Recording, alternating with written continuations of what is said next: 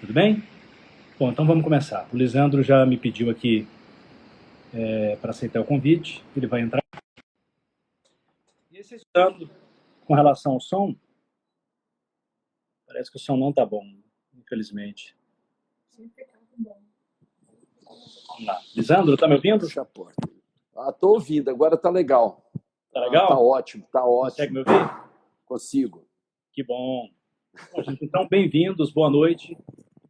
Agora sim a gente pode iniciar aqui o nosso trabalho. Nessa série de lives que a Arena tem feito sobre habilidades emocionais e outras formas de enfrentamento desse momento difícil, difícil para todo mundo. Hoje a gente tem o prazer de receber o Lisandro Nogueira, o pessoal está falando agora que o som está bom, legal. Que, como todo mundo já sabe, é um grande crítico de cinema, mas eu gostaria de apresentá-lo com um pouco mais de propriedade.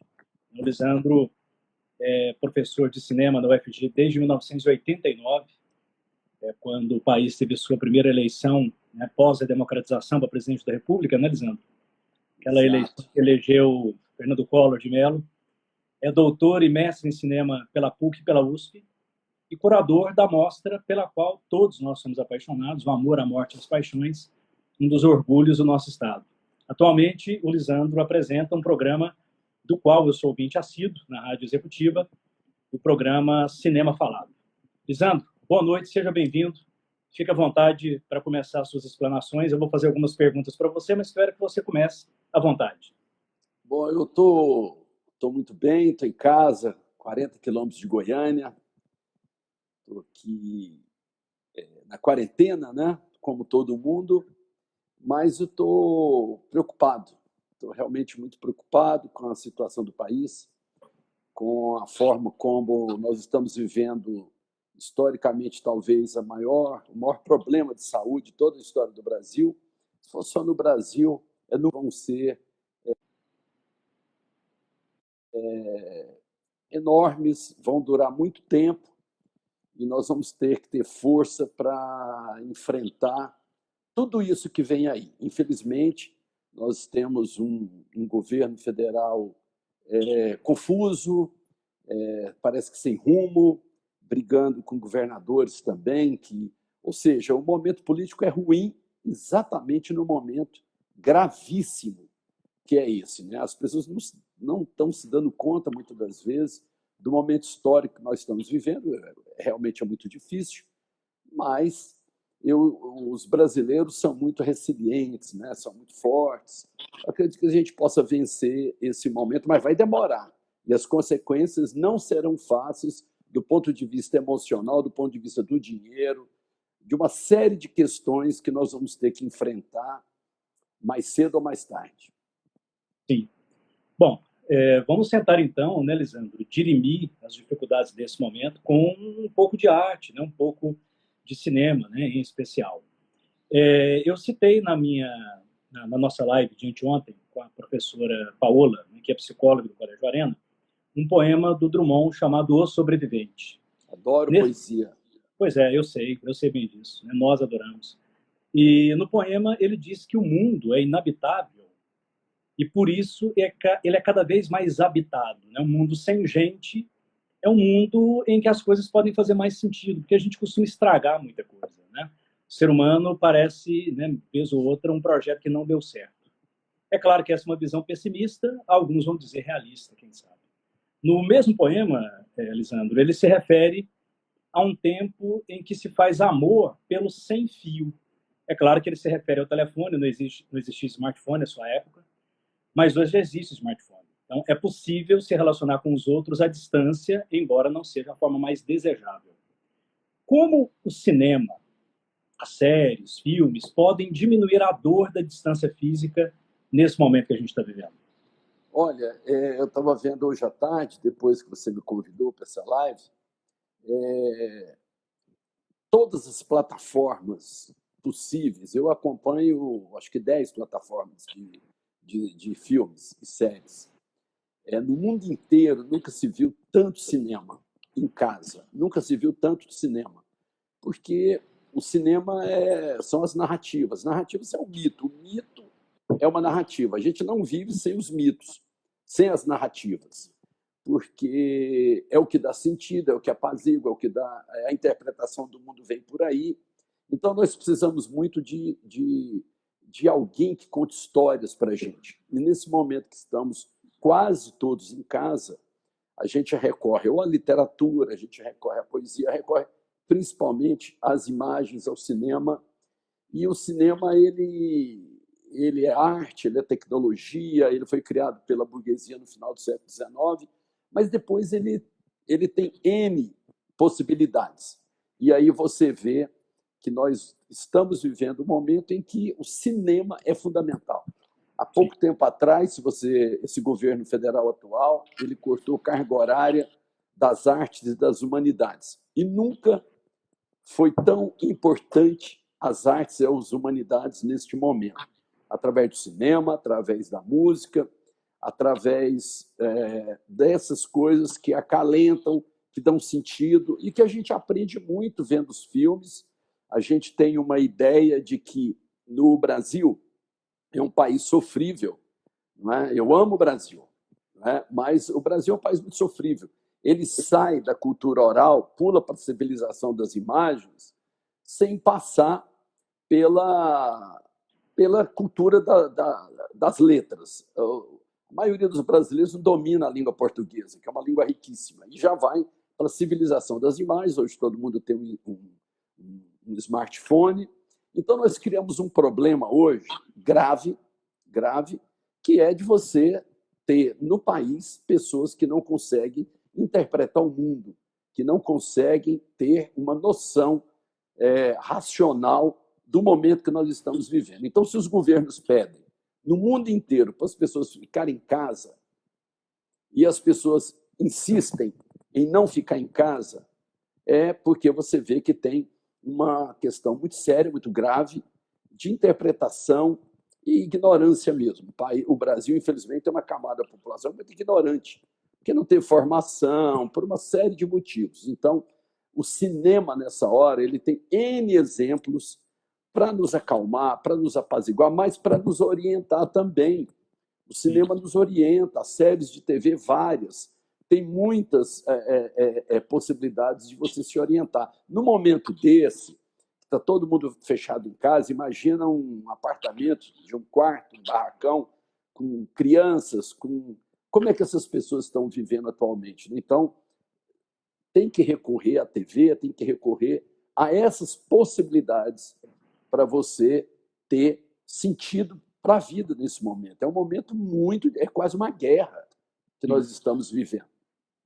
Sim.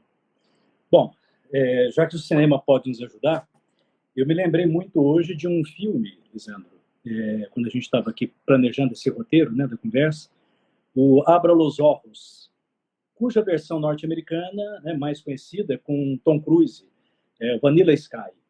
Há uma cena no filme, se não me engano, a cena inicial, em que ele sai às ruas e não há ninguém.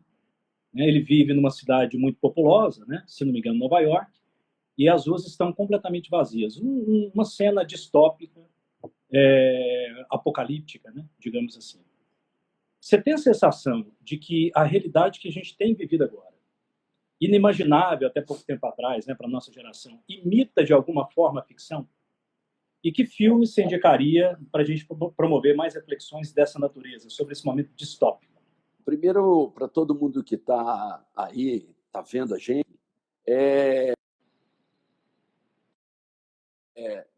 tem um aplicativo que eu indico, que é o Just What. Just What. Esse aplicativo instala no celular e ele te permite achar filmes e séries. Ele é muito útil. Um filme que eu vi ontem, que mais uma vez me encantou, mas me inquietou também, foi Ensaio sobre a Cegueira, que é baseado no livro de José Saramago, que é um filme do Fernando Meirelles, que é um cara muito bacana. E o Ensaio sobre a Cegueira é um filme que mostra que, neste momento que nós estamos vivendo, delicado, e que nós teremos consequências durante anos e anos, que a gente não consegue nem imaginar, mas nós teremos. Nós não vamos sair dessa quarentena e tudo vai voltar ao que era, não vai voltar. Então, tem o filme Ensaio sobre a Cegueira, que mostra como que a gente, nos últimos 20 anos, nós ficamos cada vez mais cegos, e esse coronavírus veio dar um exemplo de que o modo de vida que nós escolhemos lá no começo do século XX, entrou aí a professora Clarice, esse é o aplicativo. Então, esse modo de vida, ele está errado. Teve que vir um vírus complicado, que não se sabe direito ainda, e no Brasil. O Brasil é um país de gente tão ignorante que fica discutindo, politizando um remédio que não se sabe se ele é o remédio. Não tem remédio para esse coronavírus. Então, aí são as tentativas, vários medicamentos. Uns dão certo, outros não dão. Nós não temos uma vacina, a vacina seria o ideal, nós não temos. Nós vamos ter que conviver com isso ao longo do tempo. O Ensaio sobre a Cegueira, esse filme do Saramago, ele pode nos orientar, ele pode nos dar uma luz para a gente sair um pouco da ignorância. Porque se a gente não sai da ignorância, e os governantes não podem ficar no nível da ignorância, a gente vai ter muitos problemas. A gente não tem ideia, os alertas estão sendo feitos, porque em países como a Alemanha, como Singapura, em outros lugares, as medidas foram tomadas com um comando central. Aqui no Brasil, nós não estamos tendo um comando central. Você imagina o ministro da Saúde, o presidente desautoriza o ministro da Saúde também faz chacota do presidente. Então, no momento desse, você tem que ser um país como a Áustria. A Áustria está saindo, a Alemanha está saindo. Então, Ensaio sobre a Cegueira é um filme que eu indico para a gente ter um pouco de luz nesse momento. Não é um filme fácil, mas é um filme importante. Outro filme que eu acho que é muito legal para ver nesse momento, que não é um filme sobre vírus, sobre medicina, não é? Mas é um filme que eu indico desde quando ele saiu, dos anos 90, que você, Wendel, conhece bem, acho que vários aqui conhecem bem, que é o filme Sociedade dos Poetas Mortos, com Robin Williams. Por que eu indico esse filme nesse momento? Somente para os jovens que estão aí estudando. Eu sou muito preocupado com a juventude, porque os jovens vão enfrentar os próximos 5 anos com muita dificuldade. Não podemos dourar a pílula para vocês. Com muitas dificuldades. Vamos enfrentar, isso não é problema, a gente tem força para enfrentar, mas não podemos esconder dos jovens que o país foi pego completamente despreparado para enfrentar isso. As medidas que estão sendo tomadas é só para remediar, não tem teste. Os hospitais, se continuar desse jeito, eles não suportam, eles não dão conta, e a gente tem, então, uma orientação confusa. Você vê o presidente e o ministro brigando. Então, tem o Sociedade dos Poetas Mortos, é um filme que ele ilumina também, porque ele mostra a importância da luz, que é a luz do conhecimento. E a luz do conhecimento, o Robin Williams lá é o professor, ele enfrenta muitos problemas, mas os alunos vão entender, e até através da poesia, dos escritos, como é que é possível você ter um pouco de luz. Luz significa racionalidade. Neste momento que nós estamos precisando é de racionalidade. O iluminismo ensinou isso desde o século XIX. Nós temos condições de ser racionais e muitos estão tendo em vários lugares. Pena que no Brasil ainda não caiu a ficha. Nós precisamos dessa racionalidade. Excelente. Na minha live com o Henrique, né, meu amigo e sócio, também diretor do Arena, na semana passada, Lisandro, nós falamos sobre o Amos Oz, né, no livro Como Curar um Fanático, e promovemos delícia de escritor israelense. Ótimo, né? Boa leitura. E promovemos um diálogo do Amos com o Harari. Em especial, o seu último artigo, recém-publicado, Na Batalha contra o Coronavírus, faltam líderes à humanidade. E aí nós nos lembramos de líderes como Churchill, né? Fundamental para a derrota do nazismo, né, na Segunda Guerra Mundial. E aí, Lisandro, a partir de uma recomendação da minha filha, Clara, eu comecei a ver uma série chamada The Crown, não sei se você conhece. Conheço. E estou maravilhado, né? Vi apenas os 4 primeiros episódios, mas estou maravilhado, em especial, neste início da série, com o modo como ela representa o Churchill como um grande líder. Você consegue indicar outros filmes para a gente que promovem esse tipo de reflexão sobre a importância de um líder num momento como esse? O primeiro é o seguinte, só existe bom líder se existem bons liderados. Não tem líder sem bons liderados. Então, a Inglaterra, naquele momento, ela se uniu para enfrentar a Segunda Guerra, para enfrentar os alemães, e o que nos falta no Brasil é esse sentido de nação. Nós não temos sentido de nação no Brasil. É só ler o livro da historiadora que saiu agora, da Lelia Schwartzman. Não, Lelia Schwartzman, da Lelia, lá da Companhia das Letras. Tem o nome dela, tem o nome do livro aqui. Pode, você compartilha com a gente depois o nome do livro. É isso, a Lelia Schwartzman. Ela é Biografia do Brasil. E também as origens do autoritarismo do Brasil. O Brasil é um país que ainda não é direito uma nação. Se ele fosse uma nação, ele estava enfrentando de forma diferente o coronavírus. Teria uma confluência de forças de todos os segmentos políticos para enfrentar isso, igual vários enfrentados em vários lugares. Então, no Brasil, por quê? Porque nós não temos esse sentido de nação. Você vê que as pessoas fazem passeata para voltar, carreata. Para voltar, está falando não volta, não tem problema. E já foi provado, economicamente, se a gente voltar atabalhoado, economicamente vai ser pior, é o contrário do que estão pensando. Tem pesquisas aí que mostram diretamente isso.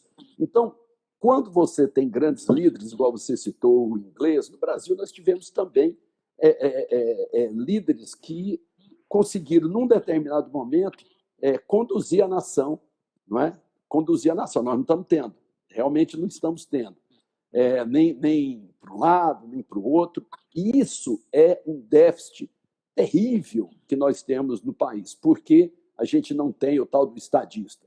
Porque nós não construímos ainda uma nação. O Brasil é um dos países mais desiguais do mundo, e neste momento agora isso está ficando muito claro. É um país que não investiu no SUS, e é um sistema que ainda está segurando as pontas ainda, ao lado de bons hospitais privados. Então você vê então que tem um país que não é uma nação. Se ele não é uma nação, ele não consegue enfrentar um problema dessa magnitude, porque não tem forças para se unir. O que um presidente deveria fazer nesse momento? Ele deveria chamar todas as forças, ter humildade e falar, gente, nós estamos enfrentando o maior desafio da história do Brasil. São 200 e tantos milhões de pessoas. Esse país pode afundar. Vamos unir todo mundo aqui. Mas não tem liderança, não é? E aí a gente fica à mercê da sorte. E eu me lembro muito desse exemplo que você deu, mas tem vários exemplos no mundo de países que conseguem erguer estadistas, que conseguem unir a nação em torno de um objetivo, e o objetivo do Brasil seria esse. Vamos primeiro enfrentar o problema de saúde pública, que é grave. E depois as questões políticas ficam para depois. Ótimo. Jojo Rabbit, você viu, Lisandro? Não vi. Não, é um ótimo filme, né? Eu quero sugerir a todos que estão... Minha lista é enorme. Ótimo. Não, mas até sua sugestão. Agora, ótimo. Eu queria indicar... você vai trazer essa lista para a gente. Tá, eu queria indicar um filme para esse momento, Sim. Que é um filme que eu vou até comentar amanhã no Cinema Falado, no meu programa na Rádio Executiva, 11 horas, que é um programa que eu vou lá falar desse filme. Eu fiquei impressionado com ele, porque é um filme sobre uma mulher. As mulheres estão dando exemplo, os países que estão saindo melhor dessa crise é a Finlândia, a presidente é uma mulher. A Alemanha, a presidente é uma mulher e dando exemplos maravilhosos, Angela Merkel. E são 4 países, eu não me lembro o nome das outras 2 mulheres. E elas conseguem dirigir uma nação neste momento. E aí eu lembrei desse filme, que é uma ativista americana dos anos 60, um filme chama-se A Mulher Mais Odiada dos Estados Unidos. Está na Netflix esse filme, A Mulher Mais Odiada dos Estados Unidos. O que essa mulher fez no começo dos anos 60? Ela defendeu o direito dos ateus. Quem é ateu teria direitos, e ela conseguiu no Supremo americano o direito de que não tivesse a obrigação na escola de orar, de rezar. Cada um faz isso em casa. O Estado tem que ser laico. Cada um tem que ter sua religião, o Estado tem que respeitar a religião de cada um, mas o Estado tem que ser laico. E ela batalhou por isso. Eu fiquei impressionado com a liderança dessa ativista, a Madeleine Albright, e ela conseguiu, num determinado momento, influenciar positivamente. Isso é o tipo de liderança.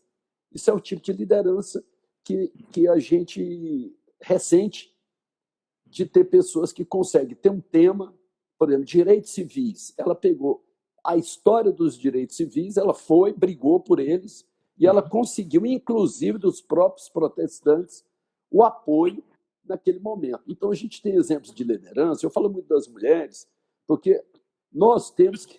Eu vou rir aqui, viu, Wendel? Pessoal, eu vou rir.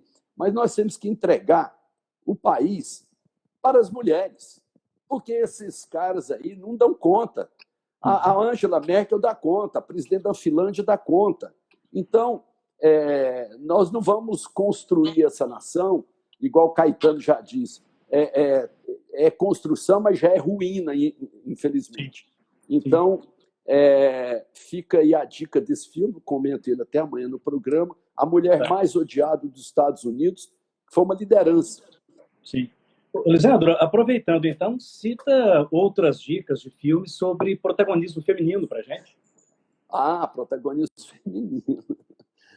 Eu ando assim, impressionado com isso. Já vem muito tempo. Tem um livro do Alain Touraine, que é um sociólogo francês, que ele fala no último capítulo do livro dele, que é Convite à Sociologia, uma sociedade das mulheres. Porque nós estamos vendo, eu vou só falar isso, até o início do século XX, o mundo precisava muito da força física dos homens, o mundo ocidental. E isso, com as novas tecnologias, o homem deixou de precisar dessa força física dos homens. Não há tanta necessidade mais. E aí as mulheres puderam assumir um protagonismo. E, nesse sentido, nós estamos vivendo uma transição que eu acho que nós vamos passar por uma fase onde as mulheres vão assumir muito mais tarefas, vão assumir muito mais compromissos de liderança, e elas vão poder nos dirigir muito melhor. Eu estou vendo uma série que eu gosto demais, que ela é debochada até certo ponto. Muita gente fala, pô, Lisa, não precisa indicar essa série para jovens. Não, mas os jovens têm que ver coisa boa. É da Prime Video, né, da Amazon Prime, que é a Fleabag. A Fleabag é uma série excelente. Eu gosto muito da Fleabag, porque é uma mulher de 30 e poucos anos, e tem um detalhe técnico, né, que no cinema o ator... Professor é danado, né? Esse negócio de dar aula, né? Mas no cinema a gente tem 4 domínios. O primeiro é o cinema que conta histórias, que a maioria de nós estamos acostumados com esse cinema. Mas tem o documentário, tem o cinema experimental e agora tem o cine ensaio, que é um cinema que propõe pensar com imagens. Mas o primeiro domínio... alguém está falando, a maravilhosa Senhora Maisel. Isso é uma série também muito boa. Então, nesse primeiro domínio, que é o cinema de contar histórias, e aqui cinema e série, para mim, é a mesma coisa, Fleabag mostra como uma mulher, ela olha para a câmera, o tempo todo ela olha para a câmera, e ela vai conversando com o espectador e olhando para os outros personagens, e ela vai dando algumas lições do jeito dela, debochado ou melancólica, como que no mundo contemporâneo as mulheres estão assumindo um protagonismo muito salutar, muito importante neste momento. Tem outra série que eu vi, eu gostei muito, até estava esses dias agora, eu sempre vejo um filme por dia, desde 17 anos, ou 3 episódios de uma série, desde 17. Esse tempo agora da quarentena, muito mais. Mas tem um filme, tem uma série que é uma série da Globoplay, que é Sob Pressão. Sob Pressão é uma história de um casal de médicos, ele é intensivista, ela é também intensivista, o pessoal de UTI está sofrendo pra caramba, e essa série Sob Pressão mostra também, mais uma vez, o que é liderança, o que é você assumir uma crise e tomar frente. Você imagina um hospital público na periferia do Rio de Janeiro, e essa série Sob Pressão se passa lá, como é que as mulheres conseguem ter um protagonismo também. Então, e eu indico também o texto do Alain Touraine, que é a Sociedade das Mulheres, que é um texto fundamental para entender esse novo protagonismo. Eu tenho filmes também, por exemplo, aí um clássico, não é um clássico. Esse filme sempre me vem à memória. O Glauber Rocha muita gente não conhece, mas é talvez o principal cineasta brasileiro de todos os tempos. Os dois filmes dele, Deus e o Diabo e Terra em Transe. Nesses dois filmes, o Brasil é problematizado e lá fica claro, por exemplo, que a gente não construiu uma nação porque a gente não tem essas lideranças que são aceitas por todos. O Brasil é um país de facções, facções do crime, facções na política, facções para todo lado. Mas a gente não consegue se entender em pautas que são, como o coronavírus, fundamentais. E nessa hora, tendo um déficit de não ser uma nação para valer, nós não temos também estadistas e lideranças que possam nos guiar efetivamente. Lisandro, aproveitando que você citou o Glauber Rocha, né, quero que você repita, porque cortou um pouco o áudio. Esse pode ser um momento de a gente conhecer um pouco melhor nossa própria identidade, né? De voltar os olhos para nós mesmos e combater aquilo que o Nelson Rodrigues chamava de complexo de vira-lata. Exatamente. Dá para a gente aí algumas dicas de filmes para entender um pouco melhor, não só o cinema brasileiro, mas a identidade brasileira. Eu acho que isso é importante, em especial para os jovens, né? Que estão em formação, todos nós estamos de alguma forma, mas eles mais do que nós, né, por conta da sua tenra idade, e também pensando no vestibular, né, porque é uma forma de aumentar o repertório cultural, uma forma de melhorar o próprio repertório para a vida. Por favor. Olha, eu tenho uns ouvintes lá no programa de rádio que mandam mensagem dizendo que eu sou anti-americano. Pelo contrário, a música que eu mais gosto é o jazz americano, que é música popular americana, e o cinema americano, que eu gosto também, algum cinema americano, obviamente. Mas nós temos um problema gravíssimo no Brasil, grave, além de ainda não ter construído uma ideia de nação clara, não é? Nós temos um problema também que a gente não sabe quem é a gente. Nós não sabemos, nós brasileiros, quem nós somos efetivamente. A gente não conhece a nossa história. A gente não conhece a história de Goiás. Nós tivemos a pandemia em Goiás em 1918. Veio pela linha de trem de Ipameri, chegou em Goiás Velho. O interior de Goiás todo teve gripe espanhola, muita gente morreu. A gente não sabe dessas coisas, a gente não conhece a história do Brasil. Isso é a coisa mais lastimável que pode ter no Brasil, a gente não conhecer a nossa história. Quem não conhece a história, imagina o exemplo pessoal. Se você não conhece bem quem é você, ou minimamente, você não vai se construir, você não vai ter uma identidade muito clara. Você vai passar a vida toda ou se vitimando na mão das outras pessoas, ou você vai passar a vida toda se queixando, ou vai se tornar um cara ignorante. O ignorante hoje, no Brasil, que está tendo muita força, o cara ignorante, que o ignorante, ele, diante do conhecimento, ele não quer saber, ele quer impor ao ponto de vista dele, que é um ponto de vista aquém. É um ponto de vista que não é iluminado pelo conhecimento.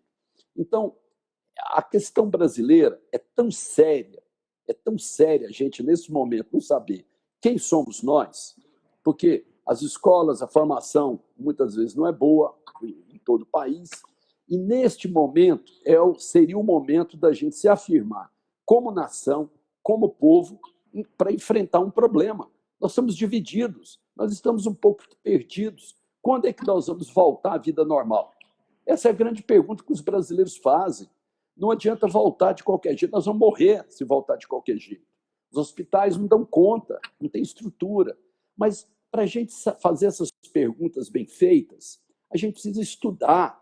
A gente precisa estudar história, artes e humanidades, que está sendo tão desprezada no Brasil, principalmente nos últimos 2 anos, com esse governo federal que entrou, que falou, ó, artista, jornalista, intelectual, ambientalista, professor, nós somos contra vocês, nós não queremos saber de vocês. Agora eu pergunto para vocês, que país do mundo que deixou de lado professor, jornalista,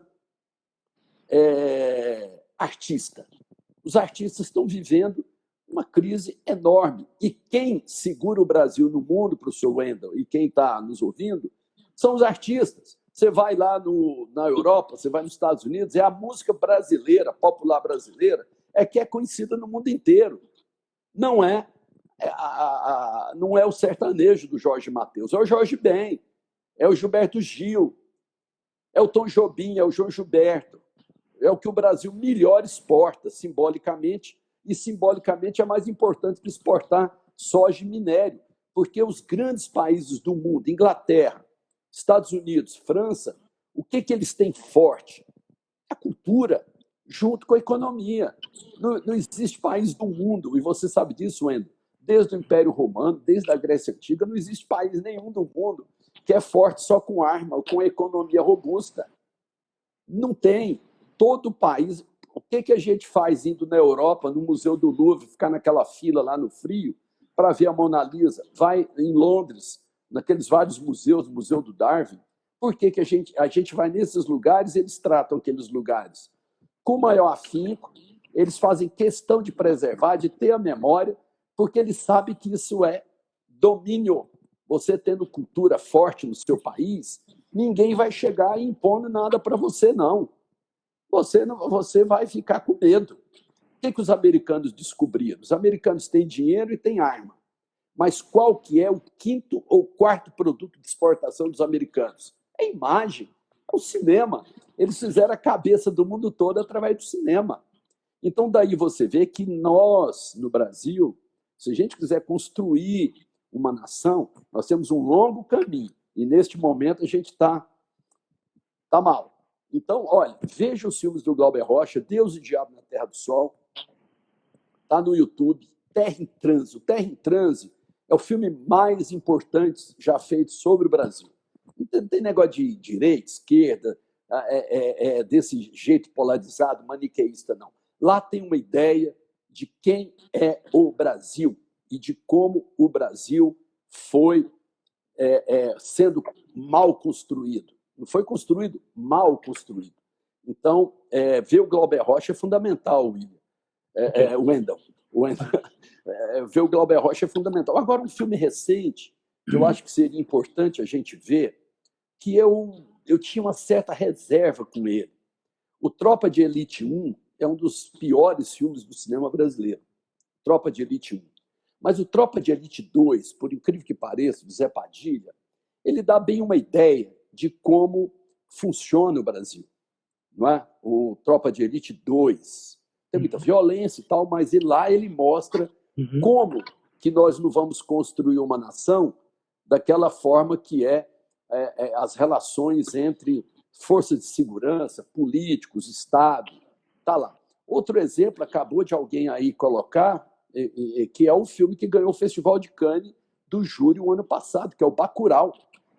Aí as pessoas não sabem que o Brasil ganhou o Festival de Cannes na França com o Bacurau.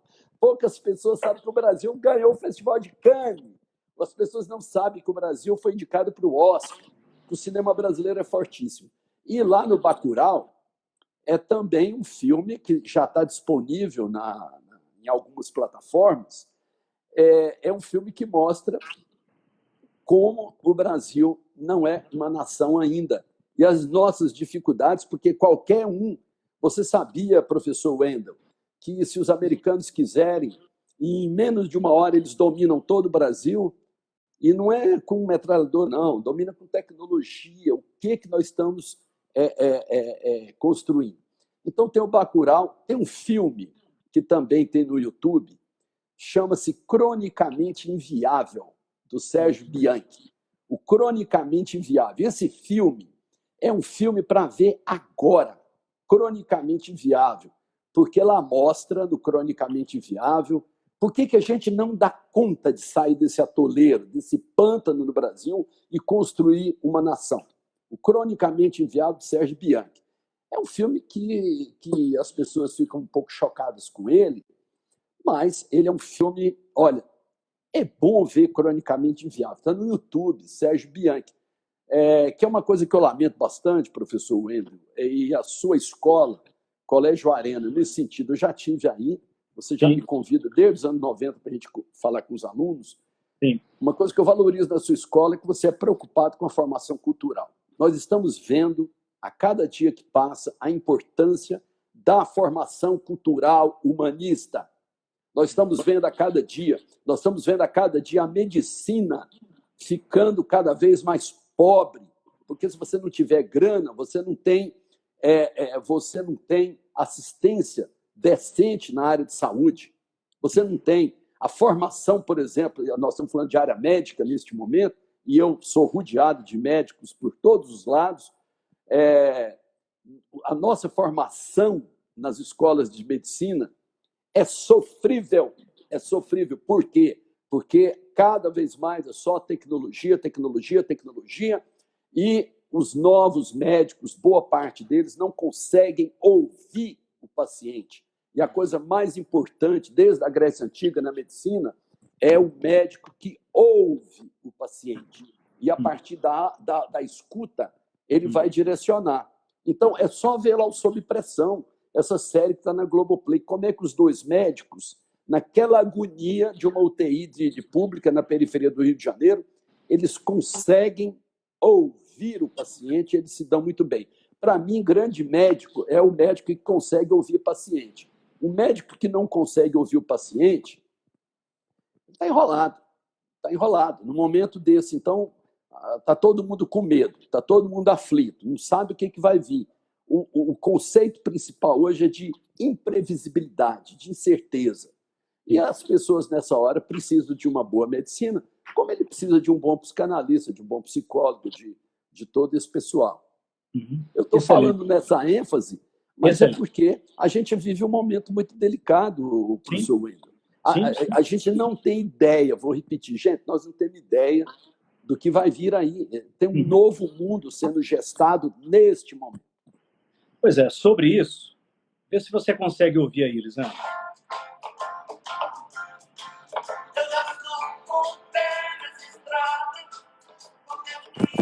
Olha, se tem uma coisa que me emociona é no meio dessa conversa você entrar com a música popular brasileira. Arrepiado aqui, ó. Arrepiado com Milton Nascimento. Eu sei que você gosta de Milton, como eu gosto, né? E o Milton, nessa música, diz que nada será como antes. Não vai ser. Muitos dos analistas sociais têm se referido a uma nova normalidade que ainda não dá para prever bem como será daqui para frente.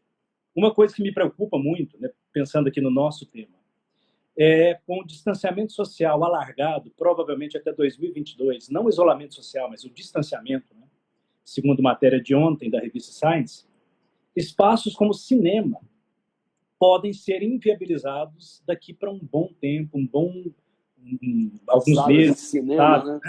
Pois é, qual o prejuízo cultural se isso acontecer, Elisandro? Olha, se você a indústria cultural americana, uma das mais fortes do mundo, as projeções são as piores possíveis. Olha a indústria cultural americana, que a indústria do cinema é a mais poderosíssima. O mundo inteiro, gente, o mundo parou. O mundo está parado. A gente vê ali os aeroportos, aqueles aviões todos parados, é um sinal que o mundo parou. As salas de cinema estão fechadas. E o custo disso, em termos de emprego no mundo inteiro, é uma coisa impressionante. A área cultural está vivendo o pior dos mundos. E é dramático porque são as pessoas que nos alegram, são as pessoas que dão sentido para as nossas vidas, são essas pessoas que trazem sentido através dos filmes, da literatura, dos shows, das palestras, das festas, né? O Brasil é um país da festa, e nesse momento as pessoas que fazem a festa, as pessoas que cantam, que compõem, que escrevem, estão vivendo o inferno no mundo inteiro.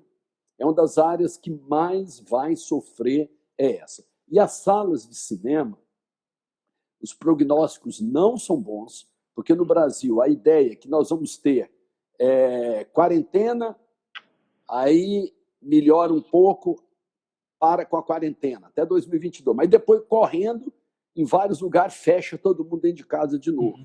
Não tem cadeia de cinema que dá conta disso. Cinemark, só para você ter uma ideia, que é uma rede americana, está no Brasil, e a Cinépolis, que é uma mexicana, você vê que o Brasil dá conta de ter uma rede de cinema do Brasil, não é? Grande, né? E os caras vêm, dominam.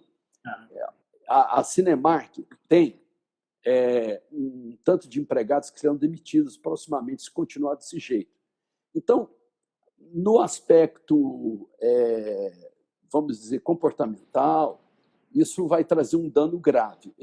Isso aqui é uma especulação que eu vou fazer aqui agora, mas veja bem, nós somos um povo caloroso, nós vamos sair dessa quarentena, desse episódio, com uma nova cultura, que é essa aqui, ó, de conversar.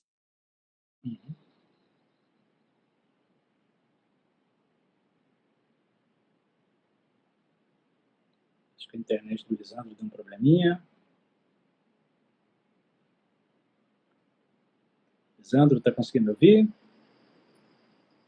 Lisandro?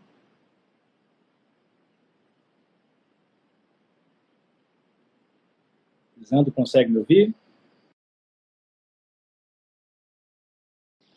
Não dá. Ele saiu, mas eu vou convidá-lo aqui novamente para a gente já ir para o final, tá? Desse bate-papo.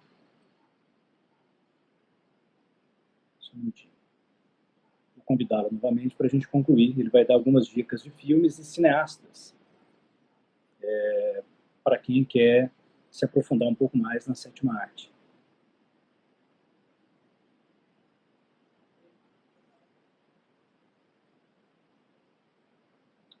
Estou fazendo o convite aqui para o Lisandro, gente. Ele já volta, tá?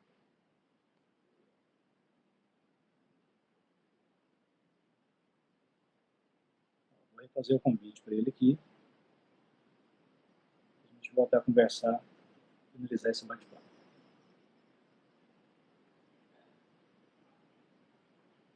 Tá voltando, Berusca, tá?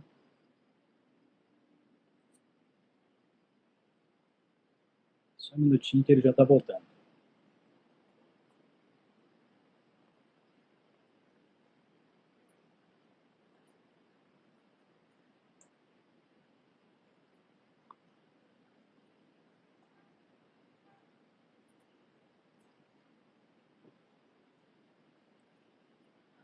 Estou contactando aqui o professor. Só mais um minuto, gente.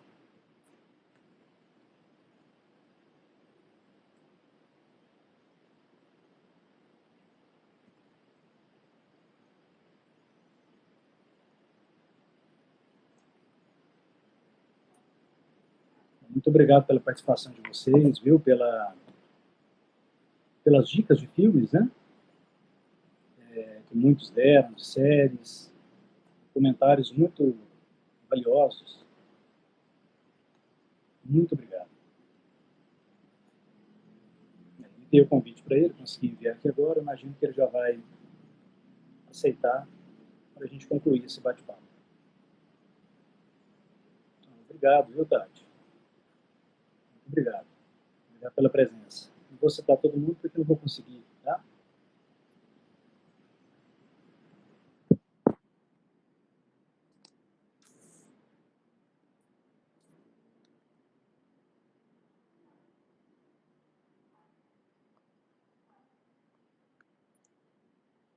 Continuo tentando contactar o professor Lisandro.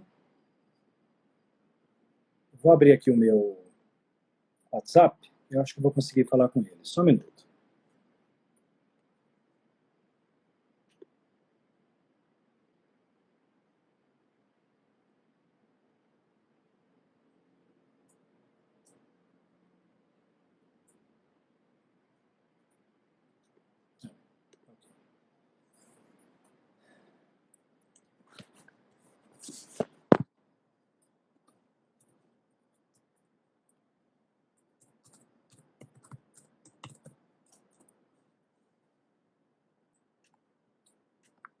Estou contactando o Lisandro pelo WhatsApp, acho que ele vai conseguir entrar agora, tá? Vamos guardar só mais um minuto para ver se é possível, porque eu acho que vale a pena, né? Ele estava com uma lista para passar para a gente agora nesse final, de cineastas e filmes, mas se não for possível, a gente disponibiliza isso posteriormente. Já foi um bom bate-papo até aqui, como vocês têm comentado, mas eu gostaria muito de encerrar com ele. Vamos ver se é possível aqui, só mais um minuto.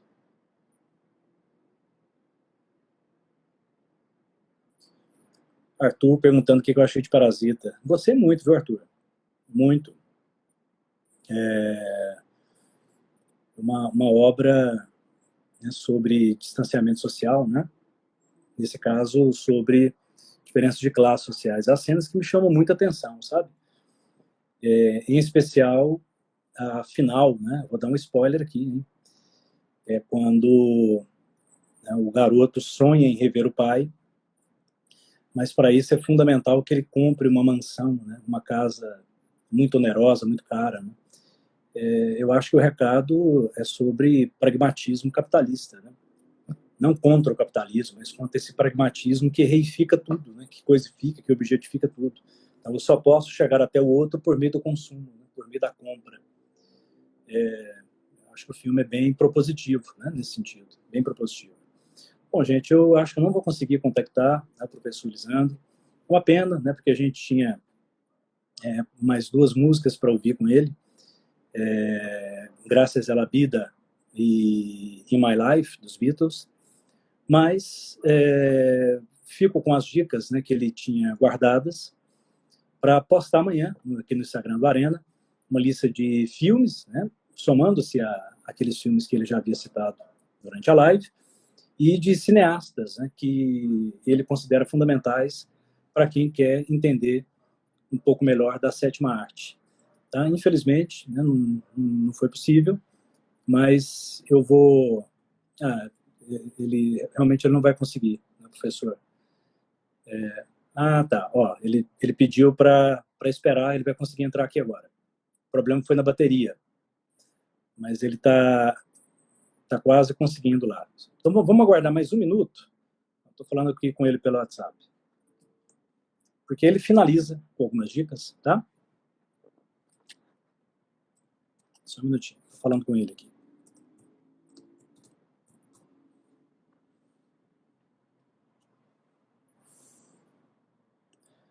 Uma queda de energia, mas ele já está quase entrando para a gente finalizar o bate-papo, tá? Vamos lá, vamos aguardar mais um pouco. Enfim, a gente falava, né, sobre filmes, como disse o professor Paulo no começo do bate-papo, filmes mais cabeça, né, Paulinho? Mas o Lisandro vai dar algumas dicas de filmes que podem ser um pouco mais leves, né, para esse momento. Filmes com cara de sessão da tarde, que ajudam também a gente a relaxar, né? É claro que isso depende muito de expectativa, mas eu acho que é um momento também para isso, né? Para relaxar, enfim, para não pensar muito. Aqueles que estão mais interessados, né, nesses filmes um pouco mais relevantes do ponto de vista cultural, acho que é um bom momento para a gente sair do consensual, né? Sair do senso comum.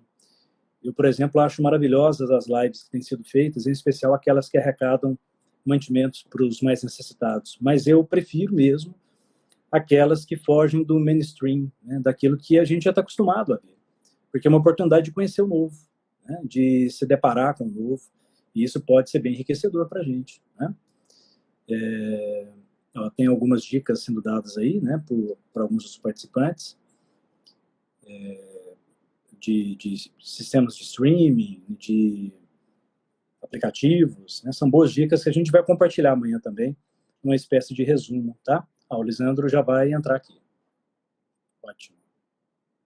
Só um minutinho, acho que ele já pediu aqui para entrar. Ainda não. Acabou de me dizer aqui que está entrando. A gente vai terminar. Lisandro, pode pedir, então, para entrar, pode fazer o convite que eu já aceito aqui.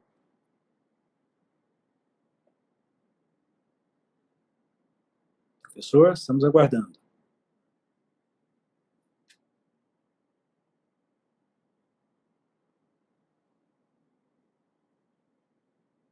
Lisandro, já enviei o convite. Você pode enviar também para a gente concluir mais rápido.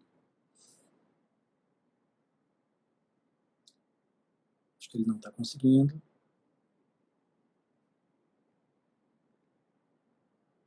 Eu sou Lisandro, pode pedir aí para entrar.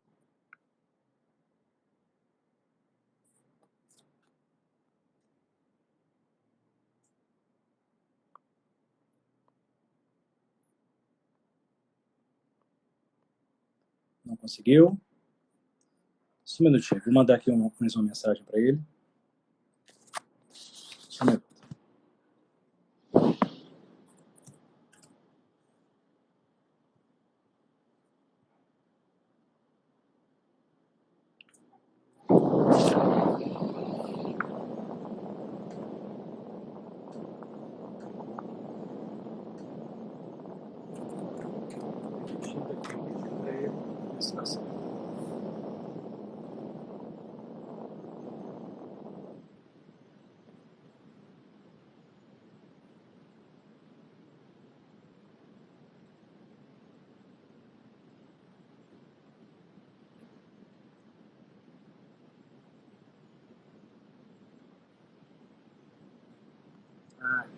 Visualizando. Agora vai dar certo.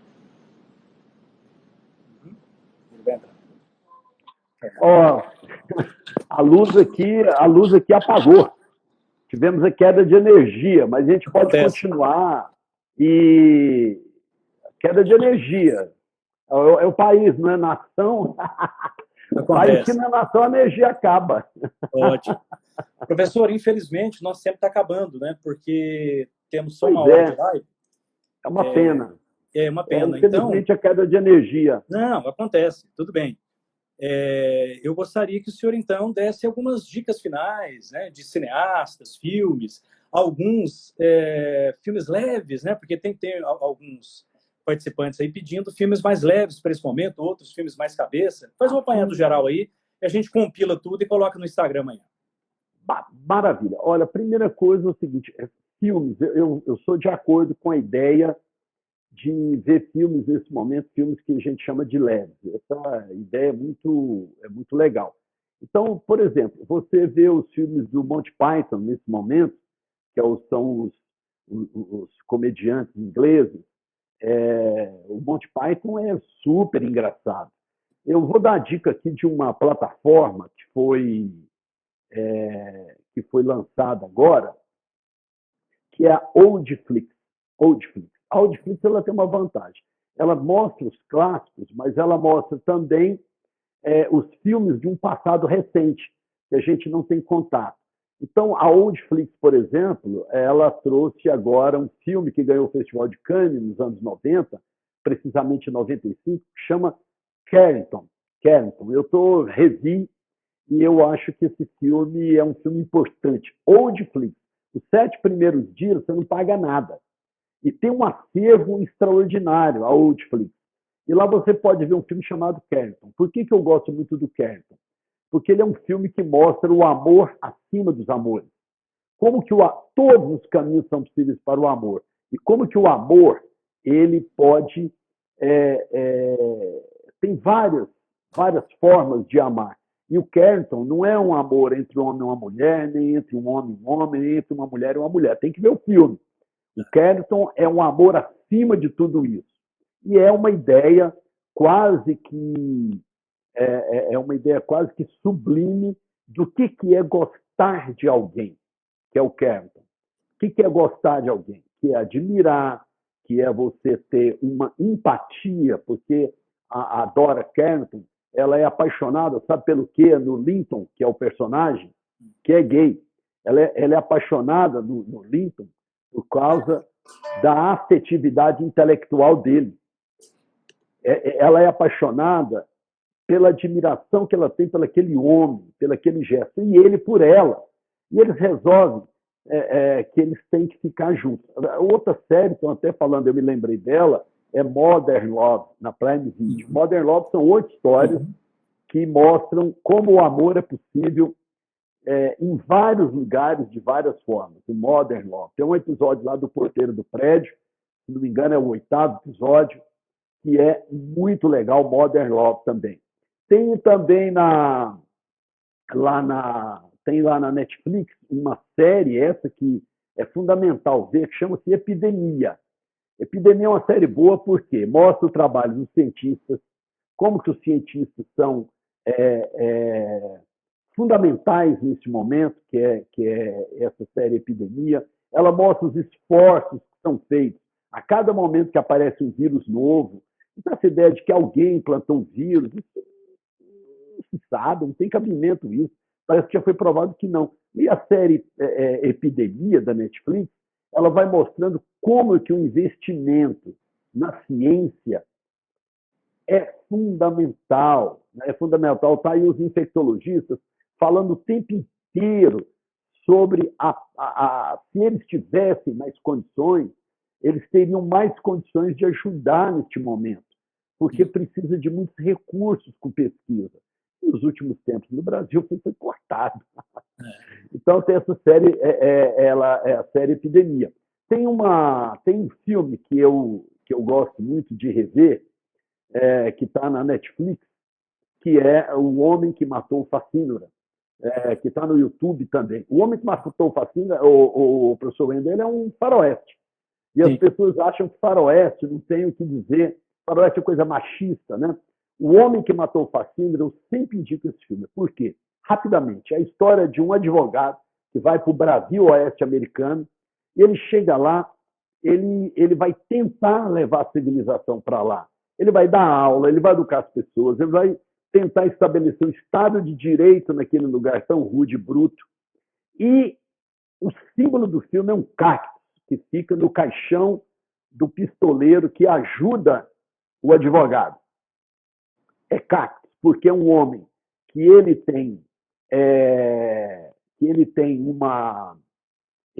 por dentro ele é doce, ele é um homem generoso, e por fora ele tem que ser um homem firme.